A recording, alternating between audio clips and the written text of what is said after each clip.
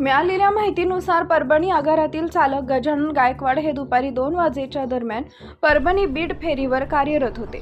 बस मानवत येथील सावतामाळी परिसरात पोहोचताच मागील टायरला अचानक आग लागली. परिस्थितीचं गांभीर्य ओळखून गायकवाड व वाहक इरफान यांनी तात्काळ बस रस्त्याच्या कडेला उभी करून सर्व प्रवाशांना सुरक्षित बाहेर काढले. यानंतर बसमधील अग्निशामक यंत्रांचा वापर करून आग आटोक्यात आणली व प्रवाशांची पर्यायी बसनं व्यवस्था केली. या धावपळीत अग्निशामक यंत्रातील पावडर नाकातोंडात गेल्यानं चालक गायकवाड यांची प्रकृती बिघडली. त्यांना मळमळ व चक्कर येण्याचा त्रास सुरू झाल्यानं मानवत येथील शासकीय रुग्णालयात उपचार घ्यावे लागले.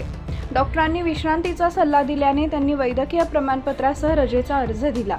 सोमवार दिनांक 12 रोजी हा अर्ज ATS गणेश भोसले यांच्याकडे सादर केला असता त्यांनी तो स्वीकारण्यास नकार दिल्याचं समजते. त्यानंतर कंट्रोलर ड्युटी व आगार व्यवस्थापक काळम पाटील यांच्याकडेही प्रयत्न झाला, परंतु तिथूनही सकारात्मक प्रतिसाद मिळाला नाही.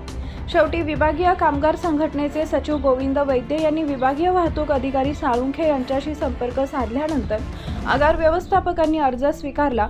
मात्र अर्ज घेऊन गेलेल्या कर्मचाऱ्यांशी अरेरवीची भाषा वापरण्यात आल्याचाही आरोप करण्यात आलाय.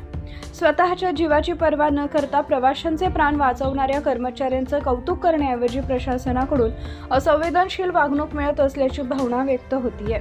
संबंधित अधिकाऱ्यांच्या कार्यपद्धतीची चौकशी करून अशा प्रकारांना आळा घालावा अशी मागणी गोविंद वैद्य यांनी केली आहे. राज्य परिवहन महामंडळाच्या परभणी बीड मार्गावरील बसला मानवत जवळ धावत्या स्थितीत आग लागल्याची घटना रविवार दिनांक 11 रोजी घडली. चालक व वाहकाच्या प्रसंगवदनामुळे सर्व प्रवाशांचे प्राण वाचले.